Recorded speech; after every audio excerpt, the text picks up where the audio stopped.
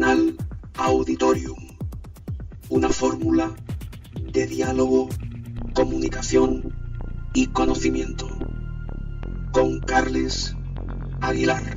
Una fórmula de diálogo, comunicación y conocimiento. Canal Auditorium. Comunicación y conocimiento.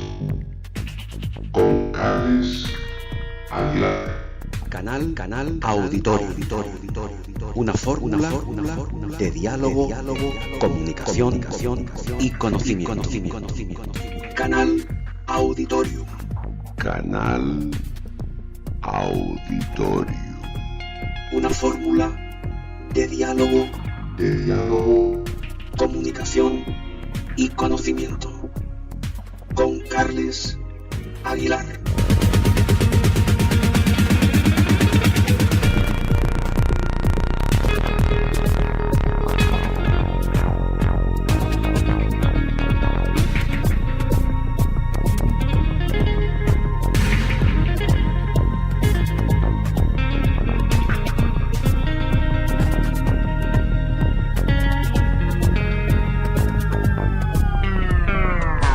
Canal Auditorio con Carles Aguilar.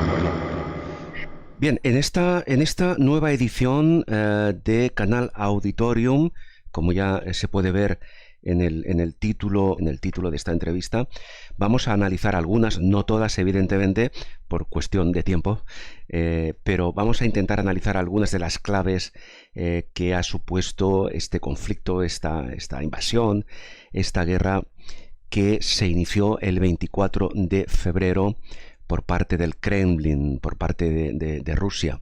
En principio, una invasión aparentemente con la esperanza de una resolución rápida, incluso de una rendición de Ucrania en cuestión de pocas horas. Han pasado ya más de 2 semanas, el conflicto con toda su agresividad, en todo su contexto, pues siguen más vivos que nunca. Si no fuera porque estamos recibiendo constantemente imágenes de esta invasión, imágenes a todo color y prácticamente en tiempo real, podríamos llegar incluso a pensar que estamos viendo imágenes de conflictos, de guerras del siglo pasado. Ahora somos testigos prácticamente del minuto a minuto de la guerra. Por ejemplo, hace algunos años, hace 30 años, en la guerra de los Balcanes, en la cual ya estuvimos muy informados, pero realmente en esta ocasión tenemos móviles, tenemos cámaras, tenemos internet, tenemos redes sociales, tenemos la cobertura de personas individuales, más allá de la prensa. En fin, esto se traduce en una escenificación y en una, me atrevo a decir, teatralización de toda la crudeza que genera esta guerra. Vamos a analizar, como he dicho, algunas de las claves de este conflicto y vamos a hacerlo con Ruth Ferrero, a quien saludamos ya. Hola Ruth, ¿qué tal? ¿Cómo estás? Hola, ¿qué tal? Encantada de estar con vosotros. Bueno, Ruth, a mí me gustaría que antes de centrar un poco el tema, antes de empezar este análisis, me gustaría que nos explicaras a toda la audiencia quién eres tú a nivel profesional, quién es Ruth Ferrero y por qué tienes esta, digamos, conexión con todo lo que está ocurriendo en Ucrania. Bueno, yo soy profesora de Ciencia Política en la Universidad Complutense de Madrid y llevo pues unos cuantos años ya precisamente trabajando sobre el espacio postsoviético, investigando sobre el espacio postsoviético, un espacio que comencé a abordar y a investigar en los años 90, a mediados de los 90. Precisamente me involucré, digamos, en la aproximación en este espacio, en esta región, como consecuencia de las guerras de Yugoslavia que me pillaron estudiando. Y bueno, a partir de ahí inicié una carrera académica que ha estado siempre centrada en este espacio, todo lo que es Europa Central y Oriental, en un primer momento trabajando sobre temas de nacionalismos, minorías nacionales, etcétera, sobre procesos de cambio político. Y bueno, ahora también estamos trabajando con cuestiones que tienen que ver con derivas iliberales, democracia, quiebras del Estado de Derecho, ¿no? En países del antigua esfera, ¿no? Del espacio soviético, que son ahora Estados miembros también de la Unión Europea. Y por supuesto, bueno, pues siempre prestando mucha atención a lo que sucede en la inmediata periferia, la vecindad oriental de la Unión Europea, donde llevamos viendo ya mucho tiempo esa presencia de conflictos congelados, ¿no? Que todavía permanecen, que no han sido resueltos y que ahora estamos viendo como, bueno, con esta agresión imperial llevada a cabo por Rusia en Ucrania, bueno, pues podrían, ¿no? Empezar a moverse algún tipo de solución y articularse algún tipo de solución a estas situaciones que llevan ya, digo, mucho tiempo estancadas, ¿no? Sí. Y las que Occidente, por otra parte, bueno, ha intentado no prestar demasiada atención, ¿no? Mientras estuvieran tranquilas. Claro. Ruth, ¿cómo definirías tú las características principales, diferenciales de una guerra en el siglo XXI respecto a otros conflictos anteriores? Bueno, yo creo que no hay demasiadas diferencias en lo que hace a los pilares básicos de hacer la guerra, ¿no? Si nos fijamos en las guerras del siglo XIX y XX, tenemos tres ejes fundamentales que son la diplomacia, el despliegue militar y la propaganda, ¿no? Esos tres ejes los estamos viendo ahora también, ¿no? Obviamente con la incorporación de nuevos dispositivos y tecnologías propias de la época actual, pero operan exactamente igual que lo que hacían en la época de la Primera Guerra Mundial o de la Segunda Guerra Mundial, ¿no? Por lo tanto, son tres ejes que tenemos que analizar de manera simultánea, porque en los tres se trabaja, digamos, en el frente de batalla. A estos tres ejes yo añadiría un cuarto, que es quizás el más moderno, que es el que permite, digamos, una imposición de sanciones coordinadas por parte de los distintos aliados, en este caso Estados Unidos y la Unión Europea, sí, contra la potencia agresora que es Rusia, ¿no? Es verdad que la articulación y aprobación de paquetes de sanciones, lo que se dicen concretas, específicas, que no afecten, digamos, al total de la población, precisamente para intentar no damnificar como consecuencia de las acciones de algunos de sus líderes a algunos de estos países, bueno, pues comienzan a operar ya durante la Guerra Fría y sobre todo de manera mucho más específica a partir de los años 90. Y esto en este caso es un hecho muy distintivo en relación con otras guerras, porque si bien hemos visto cómo se han impuesto estos paquetes de sanciones económicas en otros conflictos, en esta ocasión sí que estamos viendo que la intervención es mucho más amplia, es mucho más transversal y afecta prácticamente a todo el espectro de no solo el gobierno y la economía rusa, sino también a partes de la población. Sí. Ruth, si te parece, vamos a hacer una breve, digamos, cronología para situar a toda nuestra audiencia, porque si no recuerdo mal, todo esto más o menos, ahora tú nos lo confirmas, se inicia hace unos 8 años en la llamada crisis del Donbass. Llevamos pues, 8 o 9 años de enfrentamientos.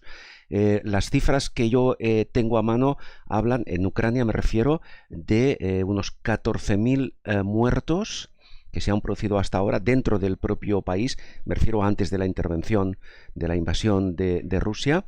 El origen de todo esto podemos decir que se sitúa en la llamada revolución del Maidán. ¿Esto es así? Bueno, yo creo que tenemos que remontarnos incluso un poquito más atrás, ¿no? Sí. No vamos a hacer una genealogía ahora completa de cuáles han sido los distintos momentos clave en relación con cómo hemos llegado hasta aquí, porque bueno, no hay tiempo, pero claro, yo creo que es importante comenzar diciendo que una de las explicaciones, que no justificación, que está incorporada al discurso ruso para poner en marcha esta agresión a un Estado soberano como es Ucrania, bueno, pues está articulada, digamos, con esa idea de bueno, que ha sido Rusia rodeada por la OTAN, que la arquitectura de seguridad europea se ha construido al margen de Rusia y que además ha intentado humillarla, ¿no? en ese proceso de ampliación. Bueno, esto digamos que es la línea argumental que se ha sostenido desde el Kremlin durante mucho tiempo, ¿no? A esta línea argumental se ha sumado otra que hemos podido observar en los últimos años en los discursos y artículos publicados por Putin, en el cual se va incorporando una suerte de argumentario de tipo nacional esencialista, a través del cual pues reclama, digamos, la necesidad de reconstrucción de un gran imperio que enmarque, digamos, esa grandeza de lo que fue el imperio ruso zarista y el imperio soviético posteriormente, ¿no? Esa recuperación de las fronteras y sobre todo del control total de dos territorios que son esenciales para mantener, digamos, la seguridad del corazón de Rusia, que es Moscú, que son Bielorrusia y Ucrania, ¿no? Bielorrusia está controlada con un gobierno que es absolutamente leal al Kremlin, y Ucrania, digamos, que era el país que no respondía de la manera en que el Kremlin hubiera deseado a las necesidades que requerían de arquitectura de seguridad para la propia Federación Rusa. Entonces, dicho esto, yo pondría incluso unos años antes las primeras señales de alarma en el Kremlin, la pondría en el año 2004 con la Revolución Naranja. Sí. En la cual, bueno, pues hay una revuelta, una movilización social que impugna unas elecciones y que reclama propuestas de regeneración democrática, ¿no? También muy vinculadas con el liderazgo de Yulia Timoshenko, que, bueno, como se vio posteriormente, tenía también intereses espurios para controlar el poder, ¿no? O con la intención de controlar el poder y bueno, finalmente pues salió también de la escena política no muy bien parada. La revolución del Maidán es la consecuencia de la indecisión por parte de Yanukovych de dar un paso adelante en la firma de los acuerdos que se enmarcaban dentro de la estrategia oriental de la Unión Europea, que incorporaban pues una firma de un acuerdo de libre comercio y otro tipo de acuerdos bilaterales con la Unión Europea que desde el punto de vista de Moscú lo alejaban de su área de influencia y por lo tanto, bueno, pues podían poner más en peligro todavía la capacidad de controlar un territorio que para Rusia es absolutamente vital, ¿no? O ellos consideran que es absolutamente vital de cara al mantenimiento de su propia seguridad. Sobre estas bases, después de esa revolución del Maidán, que podemos situarla, digamos, desde finales de noviembre del año 2013 hasta el mes de febrero-marzo del 2014, bueno, tiene lugar una serie de acontecimientos en las cuales hay muchos muertos en la plaza del Maidán, hay represión por parte del Estado, hay algunos disparos que no saben, todavía no está muy claro de dónde procedían, que no eran por parte de los policías ucranianos. Bueno, se ha especulado muchísimo en relación con lo que sucedió ahí. La cuestión, sea como fuera, es que una vez alcanzado el acuerdo entre Yanukovych con la mediación de Francia y Alemania y las fuerzas de oposición, bueno, finalmente Yanukovych abandona el país y se pone en marcha ese proceso, un nuevo proceso de cambio político en Ucrania que hace que provoca que el Kremlin decida tomar el control por parte de Crimea, ¿no? Como un puerto fundamental, como su salida al mar en el Mar Negro, ¿no? Y al mismo tiempo se lanza una ofensiva en las provincias orientales del Donbass que consideran que están pobladas por personas rusófonas y que por lo tanto serán afines, digamos, a los deseos del Kremlin. La estrategia de fondo en este caso es, en el caso de la anexión de Crimea, es controlar ese acceso al mar, imprescindible para la flota del Mar Negro rusa, y en el caso del Donbass, pues poner en marcha una desestabilización del territorio de tal manera que aunque no estuviera controlado el poder en Kiev, sí que se pudiera alterar lo suficiente la estabilidad del país para evitar una potencial adhesión a la OTAN, ¿no? Bien. Después de esta cronología, de esta sinopsis, que es la situación que nos ha llevado hasta ahora, y en base evidentemente al conocimiento de estos hechos que tienes, Ruth, como especialista, nos podemos, claro, en parte muchos de estos hechos que ahora nos has comentado, digamos, desde Occidente, excepto por parte de los profesionales de las ciencias políticas, para entendernos, son mayormente desconocidos por la sociedad. Quiero decir que luego hablaremos de todo el proceso de información, de desinformación que se está generando. Puedo incluso, Ruth, pensar que estamos asistiendo a dos guerras. Por una parte, la guerra física, la guerra territorial en la ubicación de Ucrania, y por otra parte, no sé si estarás tú de acuerdo, la guerra informativa o desinformativa.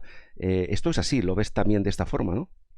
Sí, como decía al principio, no solamente las guerras se libran en el campo de batalla, sino Claro. también en el ámbito de la información y en el ámbito diplomático. No nos olvidemos esa tercera pata, Sí. que yo creo que es fundamental y que además permanece abierta en todas las guerras. Siempre está abierta, siempre hay negociadores que están intentando, bueno, enrascar, ¿no?, acuerdos que les sean más favorables. Y en función de lo que vaya sucediendo en el teatro de operaciones, en donde se está librando la batalla, bueno, pues se puede intentar apostar por avanzar más o menos en ese proceso negociador, que es efectivamente lo que estamos viendo estos días, ¿no? Claro. En relación con la potencial firma de un acuerdo de paz o de alto el fuego, etcétera. Sí. En relación con la guerra de comunicación, ¿no? Sí, estamos viendo cómo efectivamente tanto desde el Kremlin como desde Kiev, como desde Occidente, y como desde China también, ¿no? Sí. Estamos observando esa guerra de la comunicación, ¿no? Que genera mucho ruido y que es muy difícil discernir qué es lo que es cierto de lo que no es cierto, ¿no? En cualquiera de estos cuatro actores, ¿no?, que he mencionado.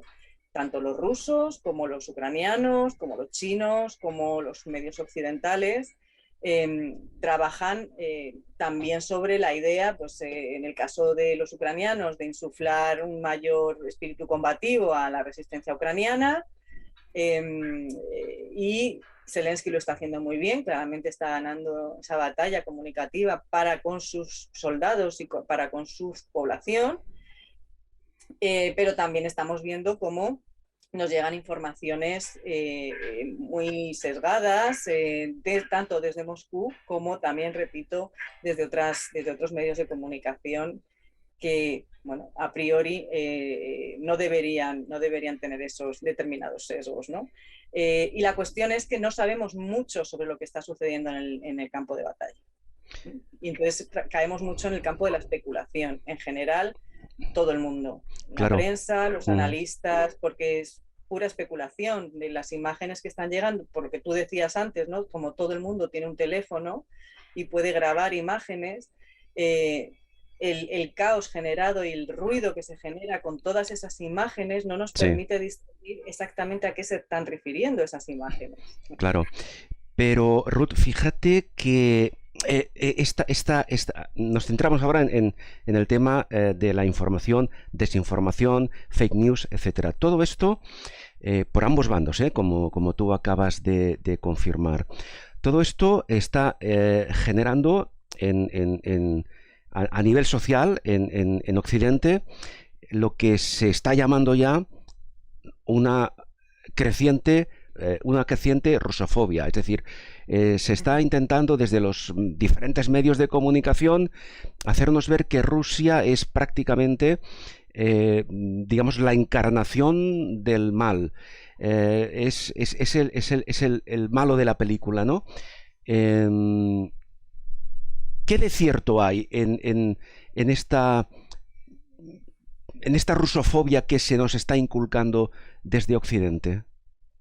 A ver, yo creo que lo que está sucediendo es que en esta envolvente, ¿no?, que se está intentando hacer desde la parte, digamos, occidental, entiendo por parte occidental, Estados Unidos y la Unión Europea, Sí. fundamentalmente, que está sostenida sobre ese aislamiento económico provocado, que se intenta provocar como consecuencia de las sanciones, se están incorporando otra serie de medidas que lo que intentan es aislar, no solamente en el ámbito de lo económico, sino en el ámbito de lo social y lo cultural, a toda la sociedad rusa, ¿no? Es decir, infligir un castigo ejemplar a la sociedad rusa en su conjunto, ¿no? Porque se considera que son los que están apoyando ese régimen de Putin. La intencionalidad, desde mi punto de vista, es intentar minar, digamos, esas lealtades ciudadanas a un líder que es Putin, que cuenta, según los sondeos con los que estamos trabajando, que no son muchos, por cierto, bueno, pues unos índices de popularidad en torno al 70%, ¿no? Y esto hace que, bueno, pues que el régimen se sienta cómodo en esa situación. Por tanto, yo entiendo que esa intencionalidad va dirigida a intentar minar la confianza de la población en su líder para intentar provocar algún tipo de momento revolucionario en la sociedad rusa. Lo que sucede es que yo creo que lejos de alcanzarse ese objetivo, lo que se va a hacer es reforzar una sensación de victimización de la sociedad rusa que les va a hacer mucho menos porosos a informaciones que lleguen por parte de medios occidentales o informaciones occidentales, porque van a sentirse realmente amenazados, ¿no? Van a sentir que les expulsan de universidades de toda Europa, a estudiantes que no tienen culpa, que no tienen manera de volver a su país porque han cerrado todas las líneas aéreas con Moscú, ¿no? El otro día me comentaban que, bueno, pues que hay estudiantes rusos que les están diciendo de universidades españolas que se vuelvan a Moscú o que se vuelvan a su pueblo en Rusia, y resulta que tienen que hacer unos transbordos vía Turquía o vía Belgrado que les ascienden los billetes a más de 1.000 euros. Entonces, estamos rozando unos límites en el tema de la rusofobia que yo creo que no son sanos, que el miedo, que es el que nos está permitiendo tomar decisiones rápidas en el marco del Consejo Europeo, tomar decisiones en el marco de la OTAN de manera muy rápida, de manera extraordinariamente rápida, nos están también haciendo tomar decisiones en el ámbito de lo social y de lo cultural que yo creo que no son sanas, ¿no?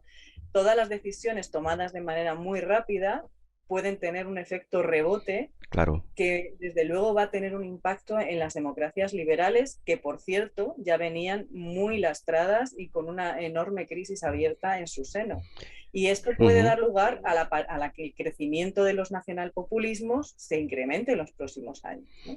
Claro, es decir, el resultado puede ser justamente el contrario del que se pretende en un principio, totalmente contraproducente, pero claro, desde nuestro punto de vista como simples ciudadanos, esta estrategia que fomenta esta rusofobia es una estrategia conjunta de Estados Unidos y de Europa, es decir, ¿quién toma las decisiones o cómo se toman las decisiones para implementar estrategias como esta? Porque entiendo, Ruth, que la mayoría o una parte muy importante de los ciudadanos rusos desconocen lo que está pasando. ¿Es así? Bueno, claro, estamos hablando de un régimen autoritario, una autocracia que ha amputado, digamos, el pluralismo informativo, lo viene haciendo desde hace años. Y por lo tanto, bueno, pues su ciudadanía, salvo quizás aquella que vive en las grandes ciudades, que siempre son más globales y están mejor comunicadas con el exterior, bueno, pues solamente compran un determinado mensaje. Pero claro, estas personas, a pesar de que están comprando sobre ese mensaje, van a empezar a ver que les han cerrado las tiendas en las que compran de manera habitual, que no pueden sacar dinero del cajero, que resulta que han mandado a un hijo a estudiar con una beca a España o a Portugal y que de repente el chaval o la chavala se quiere volver porque le están echando de la universidad. Entonces no entienden nada. ¿Cuál va a ser la lectura que hagan? ¿Cuál va a ser? Porque la lectura va a ser: no nos quieren en Occidente. ¿No? Una vez más, Occidente nos rechaza al pueblo ruso. Esta es la lectura que se hace desde Rusia. Eso por una parte, y por la otra, y tenemos ya imágenes de la represión que las propias autoridades rusas hacen contra aquellos ciudadanos entiendo incluso con amenazas de cárcel de varios años, que se manifiestan públicamente contra la invasión de Rusia en Ucrania. Estas imágenes ya están circulando y esto demuestra que al menos una parte de la ciudadanía de Rusia empieza a ser consciente de lo que está ocurriendo, precisamente por eso que comentabas, porque las sanciones empiezan a dificultar el acceso incluso a determinados productos, algunos de ellos básicos. Estas manifestaciones no son como consecuencia de esto. No. La movilización social contra el régimen no es nueva. Ya en el año 2011 y 2012 hubo manifestaciones fuertes en las grandes ciudades de la Federación Rusa contra los recortes en derechos y libertades del régimen. Lo que sucede es que estas movilizaciones, si nos fijamos, se dan solamente en el seno de las grandes ciudades y no es una representación veraz de cuál es el total de la posición de la ciudadanía rusa, que no solamente, fundamentalmente, además, no vive en grandes ciudades interconectadas en el ámbito de lo global. Por lo tanto, claro, lo que estamos viendo es que la gente que ya estaba organizada en años anteriores vuelve a salir a las calles. No es que haya ahora un rebrote de la protesta, que se estén articulando las nuevas redes de protesta contra el régimen. No, lo que estamos observando es que las redes de resistencia al régimen autocrático de Putin, que ya venían trabajando bien de manera más visible, como decía, en el año 11 o 12, que fue el momento de las grandes manifestaciones, y luego con posterioridad, ¿no? Acordémonos de las feministas que salieron, ¿no?, también a protestar en alguna ocasión. Todas estas organizaciones que han trabajado desde la clandestinidad en el marco del propio régimen de Putin, ahora intentan tomar una mayor visibilidad y se presentan también como un movimiento antiguerra.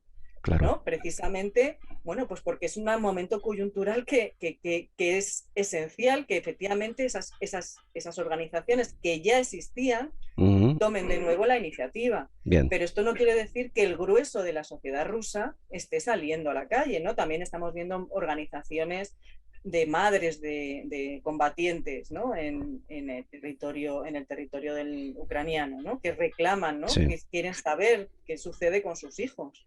Por lo tanto, que existen redes de resistencia, existen, que existen desde hace años, también.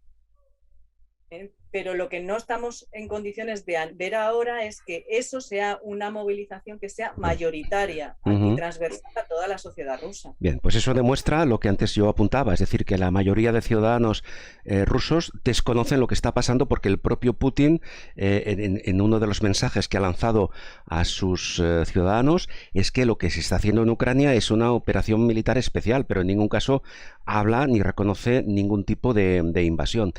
Antes, Ruth, hacías referencia a Zelensky, al presidente actual de Ucrania. Y me gustaría que explicaras un poco cómo llega Zelensky, que hoy por hoy ya se ha convertido, o lo han convertido en un héroe nacional, cómo llega Zelensky a la presidencia de Ucrania, porque su trayectoria es bien curiosa, ¿no?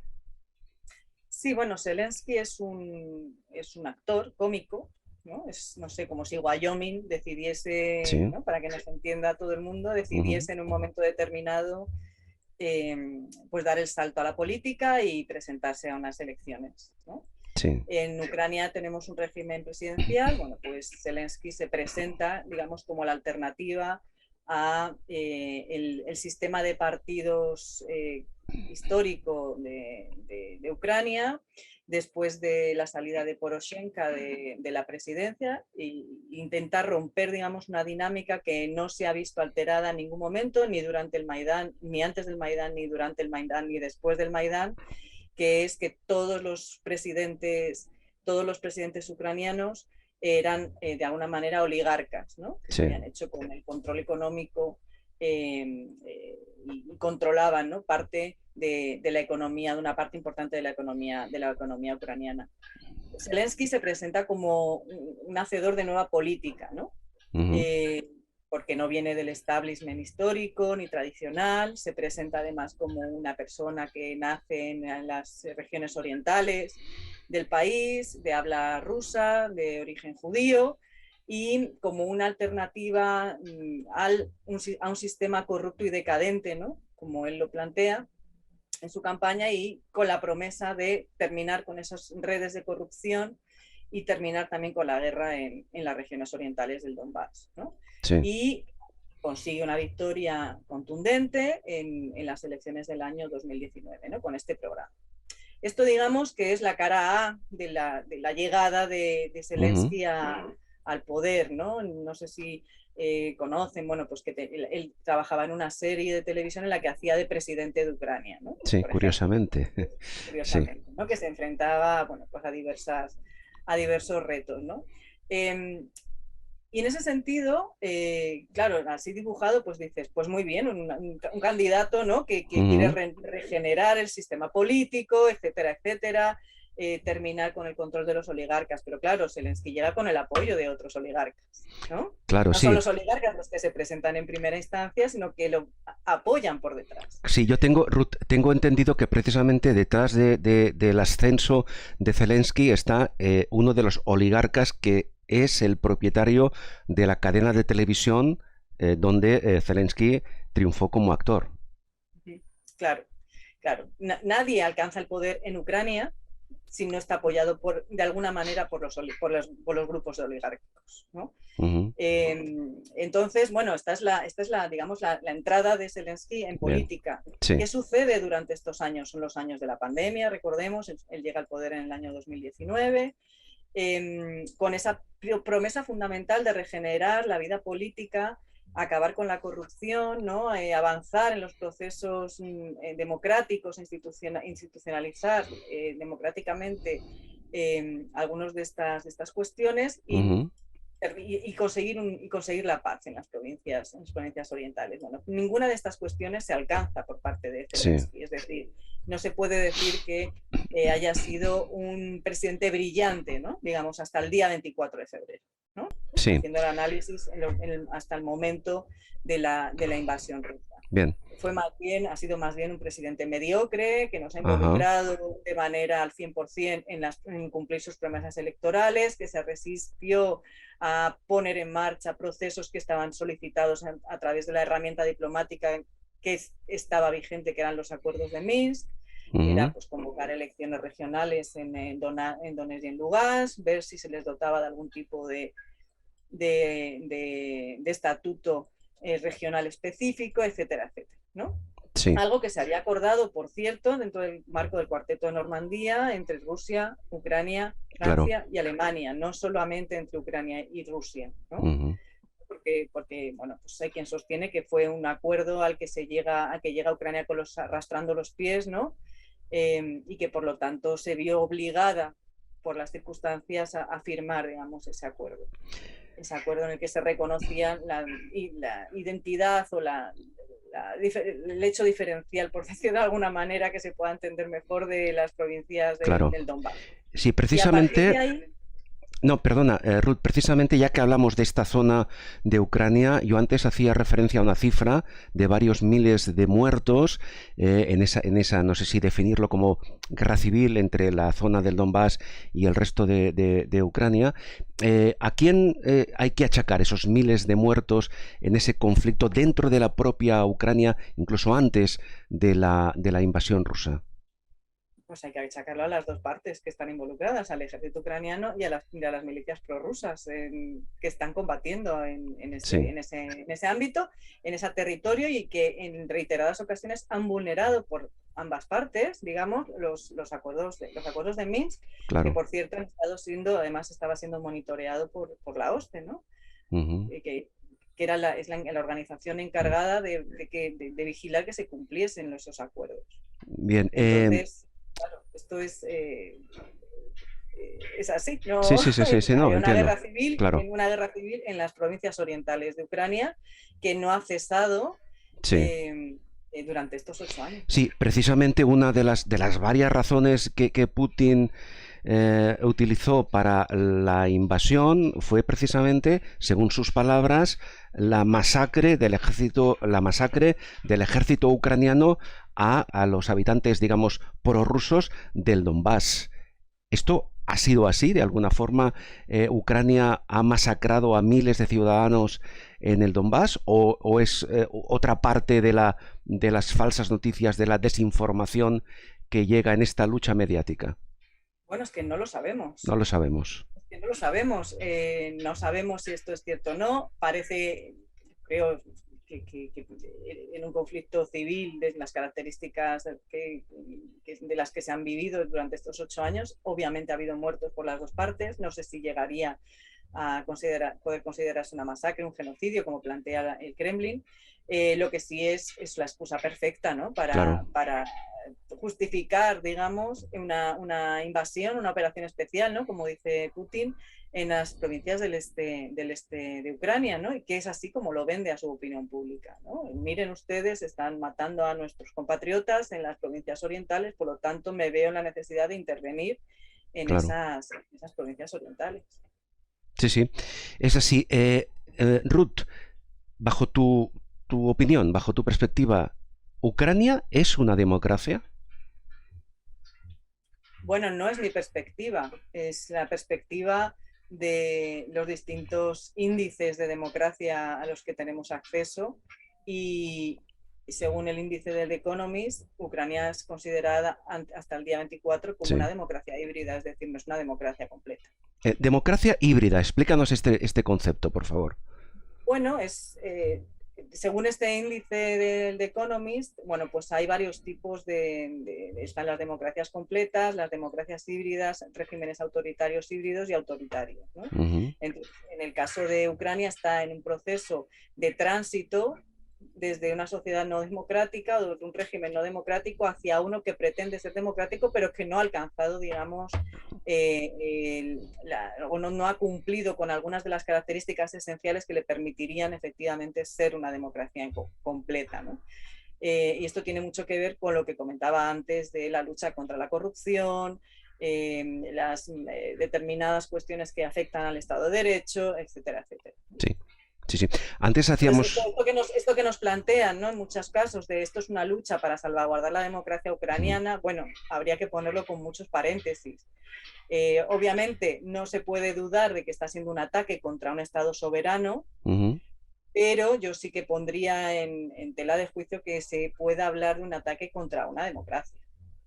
Claro, entiendo. Ruth, hace un momento hacíamos una referencia al presidente de Ucrania, a Zelensky, de su proceso de ascensión al poder, y yo decía, bueno, no lo digo yo, en fin, es un hecho evidente en todos los medios de comunicación, que Zelensky a día de hoy se ha convertido en un héroe, en una especie de héroe nacional.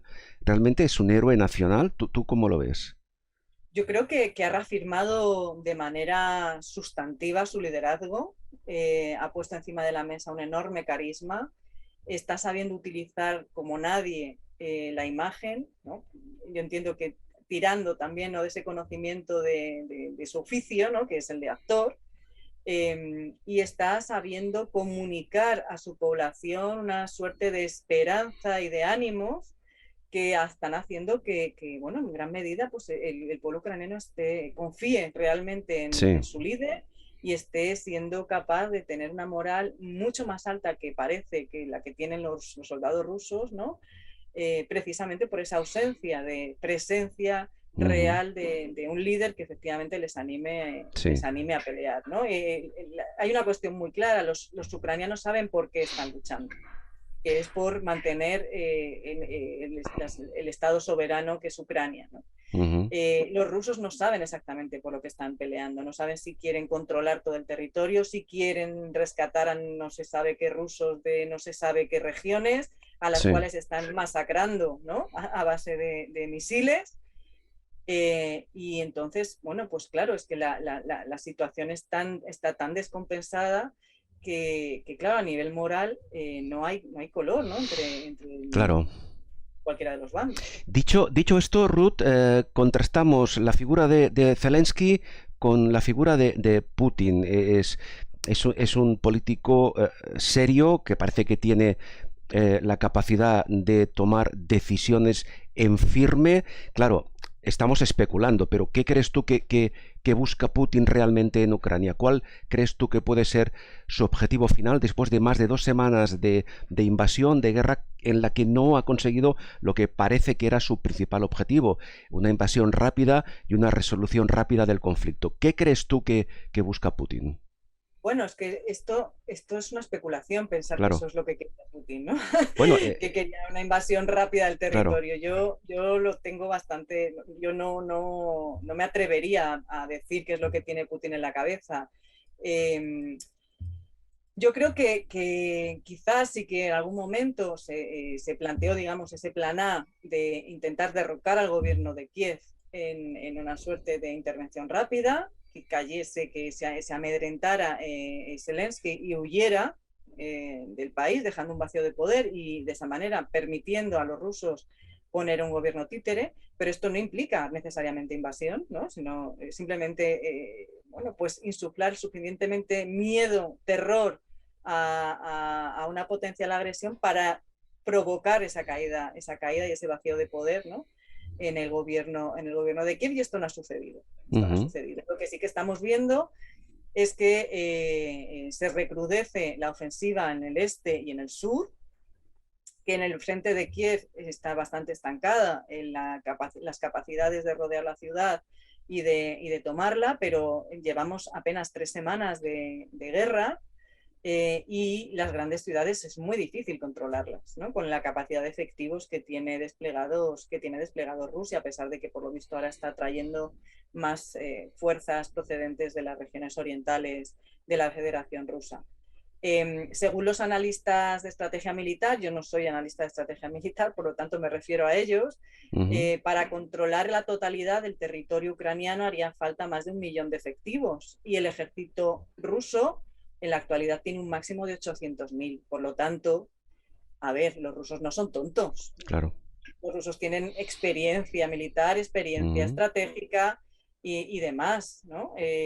Por lo tanto, no parece que el objetivo principal de la operación, de la invasión, sea el control total del territorio ucraniano, sino más bien pues, controlar algunas zonas que sí que son realmente estratégicas y vitales según la estrategia de seguridad rusa, como puede ser, por ejemplo, Mariupol, sí, ¿no? Que vincula las regiones del Donbass con Crimea y le permite controlar el mar de Azov en su conjunto, le quitaría un puerto estratégico a Kiev, muy relevante además a nivel económico. Recordemos que Mariupol, antes de la invasión, aportaba el 5% del PIB ucraniano, es decir, es un enorme mordisco a la economía ucraniana, o a lo que puede ser la economía ucraniana en la situación de posguerra, si esto se mantiene así.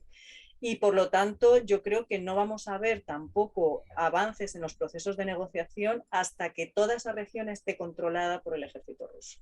Sí. Porque eso va a ser lo que les va a permitir ir a una mesa de negociación con unas posiciones mucho más asentadas sobre el terreno. Todo lo demás sería especular, digamos, en ese ámbito. Ruth, vamos a analizar brevemente 3 conceptos más antes de concluir esta entrevista. El papel, porque se ha hablado estos días incluso de un posible riesgo nuclear en el caso de que esta guerra, esta invasión, este conflicto vaya más allá de las fronteras de Ucrania. El papel que está jugando la OTAN, el papel que juega Estados Unidos, porque públicamente los dirigentes, incluso el propio presidente Biden, quien por cierto ha calificado al mandatario ruso Putin como criminal de guerra, no sé si esto podrá tener o no consecuencias, pero en todo caso tanto la OTAN como Estados Unidos han dicho que no van a intervenir en la guerra de Ucrania. ¿Esto qué situación genera? Bueno, pues genera una situación de absoluta indefensión, ¿no? Por parte de Ucrania. Ucrania, ya desde el año 2015, con la firma de los segundos acuerdos de Minsk, las autoridades ucranianas abogaron por una internacionalización del conflicto, dijeron que esos acuerdos no servían para nada, que no los iban a cumplir el mismo día de la firma. Yo esto lo he visto en directo en Polonia, ¿no? Con autoridades ucranianas el mismo 15 de febrero del 2015. Y la estrategia de Zelensky ahora mismo es esa misma estrategia, ¿no? De internacionalizar el conflicto. Por eso está pidiendo las zonas de exclusión aérea. Claro, pero con el riesgo, perdón, con el riesgo que esto puede comportar, ¿no? Claro, por eso estoy hablando de internacionalización del conflicto, porque abrir una zona de exclusión aérea controlada por la OTAN es una escalada del conflicto que nos lleva a una tercera guerra mundial. Y por esta razón, por la que ni la OTAN, ni Estados Unidos, ni por supuesto ningún Estado de la Unión Europea quieren entrar en enfrentamiento directo con la Federación Rusa, porque estamos hablando de una potencia nuclear, ¿no? Sí. Probablemente si Rusia no fuera una potencia nuclear, la OTAN hubiera entrado a bombardear como ya lo hizo en Yugoslavia, ¿no? Sí. Digamos que esta es la diferencia fundamental, que Serbia no era, o Yugoslavia no era una potencia militar y Rusia sí lo es. Por lo tanto, esto que se dice de vez en cuando, ¿no? Dice que la OTAN no puede intervenir porque Ucrania no es miembro de la OTAN, es mentira. Ajá. Es mentira. Sí se puede intervenir. Si lo pide el Estado que está siendo atacado, sí se puede intervenir. Lo que pasa es que la OTAN es muy consciente de que si interviene, automáticamente se activan todas las alarmas rojas y acabamos en un escenario pues, muy distópico, todavía más distópico de lo que llevamos viviendo estos años, ¿no? Entonces, bueno, esto es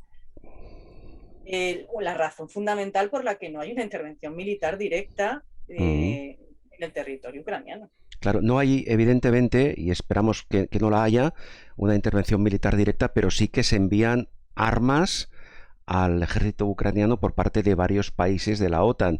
Incluso Putin ha amenazado, no sé si lo ha cumplido o no, de atacar los convoyes que transportan las armas al ejército ucraniano. ¿Esto no es un factor de riesgo añadido?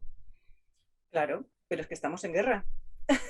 Es que claro. Es un factor de riesgo añadido enviar armas, por supuesto. La intencionalidad del envío de armas es muy clara, ¿no? Por parte de Occidente, y es intentar que Ucrania aguante el máximo posible para llegar en unas condiciones mejores a una posible mesa de negociación de nuevo. Sí. Igual que antes lo analizábamos desde el lado ruso, hasta que no se controlen determinadas ciudades, determinados territorios, no vamos a estar enfrente de una mesa de negociación que efectivamente sea verídica y a la que se pueda llegar a algún tipo de acuerdo. En el caso ucraniano sucede exactamente igual. Si no se les da el derecho a la defensa, a la legítima defensa por parte de un invasor, probablemente la entrada de la Fuerza Aérea rusa y el ejército en su conjunto hubiera sido mucho más rápido, ¿no? Y entonces hubiera habido menos que negociar, ¿no? Con las autoridades ucranianas. Claro. Pero esto no es lo único que se ha arriesgado. Se ha arriesgado la asertividad con la que se han aprobado determinados paquetes de sanciones económicas. Decía al principio de esta entrevista que hay 3 pilares que sostienen sobre los que se articulan las guerras históricamente: la propaganda, la diplomacia y los despliegues militares. A estas hemos sumado la de las sanciones económicas, y las sanciones económicas son una herramienta más de guerra, y es muy importante que todos tengamos en la cabeza que cuanto más dureza y más duras sean esas sanciones ante el enemigo, que en este caso es la Federación Rusa, el efecto boomerang contra nuestras sociedades también lo va a ser. Claro, ¿no? Claro. Sí. Y entonces, obviamente, nos vamos a ver afectados tanto en lo que hacen los envíos de material militar ofensivo, como también en la forma en la que articulemos y en la que estamos imponiendo las sanciones económicas que estamos viendo estos días. Sanciones económicas que también, como ahora decía Ruth, pueden, por ese efecto rebote, afectarnos a nosotros mismos. Vamos a hablar claro, decíamos antes que el envío de armas de defensa al ejército ucraniano pretende, digamos, no solamente dotarles de una capacidad defensiva más evidente, sino llegar a una especie de equilibrio de fuerzas para que en el momento de las negociaciones exista una cierta igualdad, entre comillas, o de igualdad, porque evidentemente igualdad a nivel militar entre el ejército ucraniano y el ruso no existe, pero sí que se les va a dotar de una cierta capacidad de negociación. La pregunta es, Ruth, claro, cuanto más dure esta invasión, cuanto más dure esta guerra, más muertos van a haber, y no solo hablo de militares, hablo de civiles, porque están viéndose afectados muchos miles de ciudadanos que son atacados por los misiles rusos. Más duración del conflicto, más duración en el tiempo de la invasión, mayor número de refugiados, ahora hablaremos de ellos, y más número de muertos civiles. Es un poco un contrasentido pretender, pregunto, que por una parte se alargue la guerra dotando al ejército ucraniano de más capacidad defensiva, con los muertos, sobre todo a nivel de personas civiles, que van a morir en estos próximos días, ¿no? Sí, pero esto es lo que hay encima de la mesa. No es que no tengo respuesta ante esto. Es decir, claro. Evidentemente se trataría o bien de asumir esto, o bien decir a las autoridades de Kiev: señores, ríndanse, sacrifiquen Crimea, sacrifiquen el Donbass y negocien. Claro. Este es el dilema que hay, ¿no? Y esto, y cuando hoy por tenemos hoy... tenemos cerrada una primera opción, que es por la que aboga Ucrania, que es intervención de la OTAN, claro. Pues nos quedan esos dos escenarios. Bien, Ucrania va a rendirse, ¿crees, Ruth, que va a rendirse en un breve espacio de tiempo? ¿O tú crees? No, claro, evidentemente no lo sabemos, pero en fin, ¿por dónde crees tú que puede derivar la evolución del conflicto? Yo creo que van a seguir los enfrentamientos. Creo que Zelensky va a seguir con la ofensiva diplomática en los distintos parlamentos de Europa y de Estados Unidos, pidiendo esa internacionalización del conflicto, y entiendo que, salvo accidente, esa internacionalización no se va a llevar a cabo. Y entonces yo creo que, como decía antes, va a estar en las manos de Rusia, una vez que tenga controlados los objetivos estratégicos fundamentales, el realmente sentarse en una mesa a negociar en serio. Bien. Tema sanciones. Ya hemos apuntado algo al respecto. Parece que estos días Rusia se está acercando a China, y parece que China, que desde siempre es un aliado más cercano a Rusia que no a Estados Unidos, ¿qué papel puede jugar China en todo esto? Bueno, China juega un papel fundamental, porque es la retaguardia de Rusia, ¿no?, por un lado, y es la que probablemente se vaya a hacer, digamos, con todos los activos que tiene Rusia en este momento, ¿no? Como consecuencia de la imposición de sanciones, lo que se está consiguiendo es que toda la economía rusa vaya a parar a manos chinas. Hay que tener en cuenta que la unión estratégica entre China y Rusia es eso, una unión estratégica, pero luego ellos tienen también intereses divergentes, ¿no?, en las formas de actuar, ¿no? China no está cómoda con la asertividad y la violencia, ¿no?, que se está ejerciendo en Ucrania. Por eso vemos, bueno, pues algunas reacciones que no nos cuadran, ¿no?, con un supuesto aliado de Rusia, ¿no?, como las abstenciones en el Consejo de Seguridad o, ¿no?, en Naciones Unidas, o algún otro tipo de declaraciones que luego no cuadran, digamos, con esas otras declaraciones en las que dicen que respetan la integridad territorial de cualquier Estado soberano, ¿no? Por lo tanto, bueno, yo creo que China está un poco esperando a ver cómo evoluciona la guerra. Está esperando efectivamente a ver qué tipo de acuerdos a qué tipo de acuerdos se llegan en el escenario regional de Ucrania, y a partir de ahí pues veremos a ver si se mantiene esa alianza estratégica, si se convierte en efectivamente el polo que lidera esa alianza entre Rusia y China, y sobre todo lo que estamos viendo, lo que seguramente veremos en los próximos meses y años, es que efectivamente ese desacople de las economías que se crea durante el proceso de globalización neoliberal durante estos años va a ser un hecho, ¿no? Estaba leyendo esta mañana, bueno, pues que ya se habían puesto a trabajar, ¿no?, con unos tipos en el ámbito sobre todo de la economía financiera, con una alternativa, digamos, a los mercados financieros en los que históricamente se ha estado trabajando. Por lo tanto, estamos presenciando en tiempo real ese desacople que ya había comenzado en los momentos anteriores a la pandemia, que se profundizó durante la pandemia y que con esta guerra se está acelerando todavía más. Ruth, vamos a concluir haciendo referencia a la crisis, al drama de los refugiados. Creo que son ya más de 2 millones, por encima de esa cifra, los ucranianos que han huido a Polonia y algún que otro país fronterizo. Incluso a España están llegando ya en menor número, y a otros países europeos, pues refugiados ucranianos. La mayoría, como todos sabemos, son mujeres y niños y ancianos. ¿Estamos preparados en Europa para dar una respuesta eficaz y efectiva a esta crisis, a esta avalancha de millones de personas que huyen de la guerra? Deberíamos de estarlo, ¿no? No es la primera vez que tenemos una crisis humanitaria. Claro, pero no a este nivel. En el territorio europeo. Yo creo que hay algo positivo que apuntar en este sentido, y es que, al contrario que en otras crisis humanitarias, en esta ocasión sí que se ha activado la Directiva de Protección Temporal, una directiva aprobada en el año 2001 al albur, digamos, de lo que había sucedido en las guerras de Yugoslavia, pero que jamás se había puesto en marcha, nunca se había activado. Y esa Directiva de Protección Temporal lo que hace es que se aceleren los procesos de gestión, digamos, de las personas que están llegando procedentes del conflicto ucraniano, ¿no?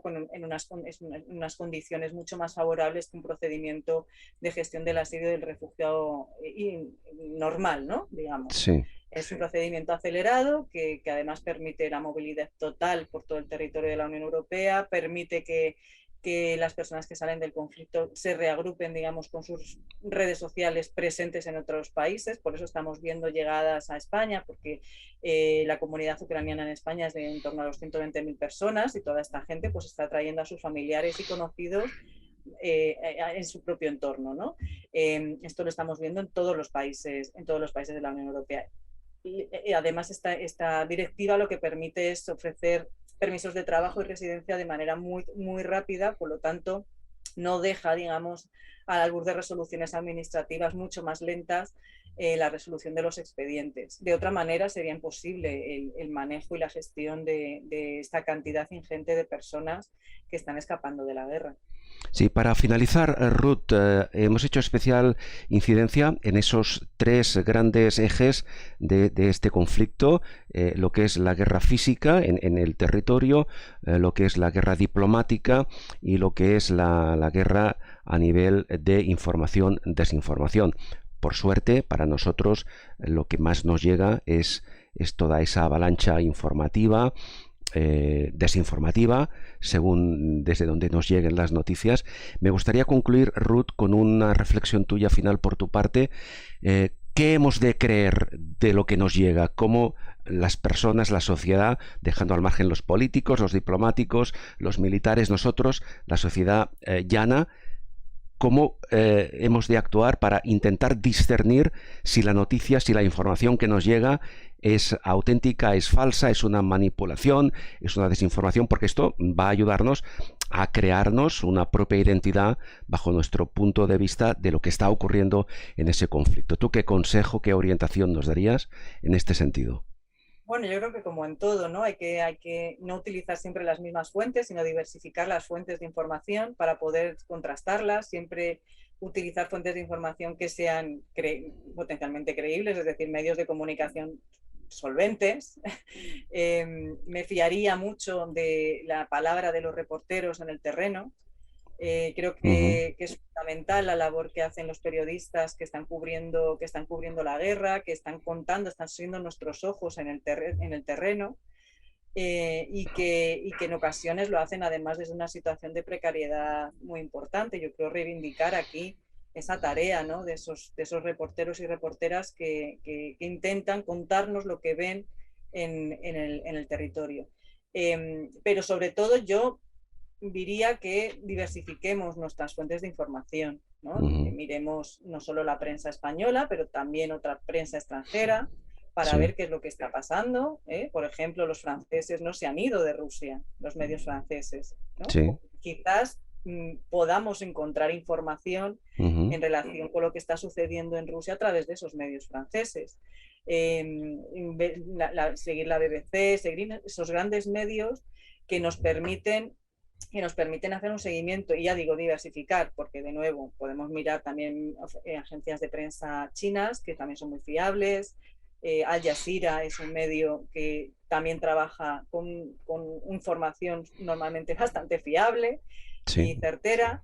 La BBC, bueno, es decir, no coger todo lo que aparece en Twitter. Ahora mismo estamos viviendo una avalancha de información. Vemos un montón de analistas que en realidad son gente que lee Twitter y te cuenta lo que lee en Twitter, y que informan de la guerra en función de lo que está publicado en Twitter, y hay mucha más información que lo que aparece en las redes sociales, y que yo creo que es ahí donde tenemos que intentar conseguir, digamos, algunos de esos datos, siempre siendo conscientes de que nadie sabe exactamente lo que está sucediendo ahora mismo en el terreno. Entonces, por el momento, tomarlo todo también con mucha precaución. Pues así lo haremos, y con esos consejos, esa reflexión final de Ruth, esperamos que todos seamos capaces de discernir, en la medida de nuestras posibilidades, aquellas noticias que nos llegan desde diferentes medios. Lo importante es, como ahora acaba de comentar Ruth, no quedarse con un solo medio, sino buscar información desde distintos puntos de vista. Ruth Ferrero, ha sido un placer. Muchísimas gracias por ayudarnos a clarificar esos criterios desde nuestro punto de vista como ciudadanos de a pie, aquellos que no somos, como es tu caso, pues analistas en medios de comunicación o expertos en este caso, en tu caso, Ruth Ferrero, experta en Europa del Este. Muchísimas gracias por dedicarnos una parte de tu tiempo, Ruth, muy amable. Muchas gracias, Carles, por invitarme. Gracias. Ruth Ferrero, como he dicho, es experta en Europa del Este, analista en medios de comunicación, profesora de Ciencias Políticas en la Universidad Complutense de Madrid e investigadora adscrita al Instituto Complutense de Estudios Internacionales.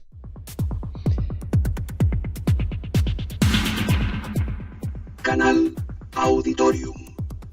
Una fórmula de diálogo, comunicación y conocimiento, con Carles Aguilar. Una fórmula de diálogo, comunicación y conocimiento. Canal Auditorium. Comunicación y conocimiento. Con Carles Aguilar. Canal Auditorium. Una fórmula de diálogo, comunicación y conocimiento. Canal Auditorium. Canal Auditorium. Una fórmula de diálogo, comunicación y conocimiento. Con Carles Aguilar.